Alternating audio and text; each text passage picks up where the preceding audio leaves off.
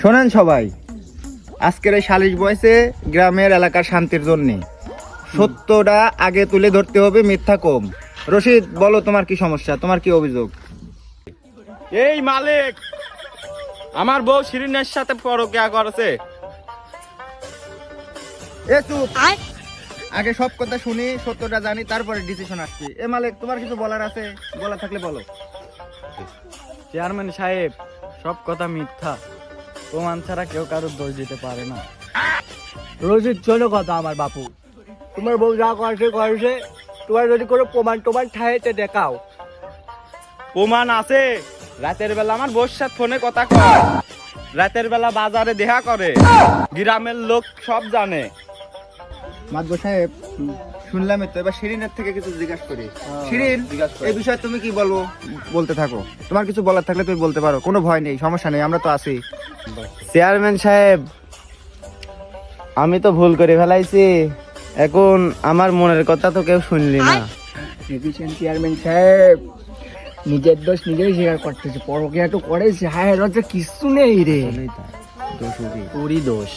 Chairman সাহেব, রশিদ সারাদিন কাজে থাকে, বাড়িতে এসে দোকানে যায় পড়ে থাকে। আমিও তো মানুষ, আমার তো কথাবার্তা কওয়া লাগবে। শালির বিটি শালি, তাই বলে পর পুরুষের সাথ। এ রশিদ, দাঁড়া, ভুল দুজনেরই আছে। মালিক, তুমি জানতে না যে সে বিবাহিত, শিরিন বিবাহিত, তারপরে তুমি ওর সাথে পরকিয়া করেছাও কে? ওর সাথে ফোনে কথা কইছাও কে? ভুল হয়েছে চেয়ারম্যান সাহেব।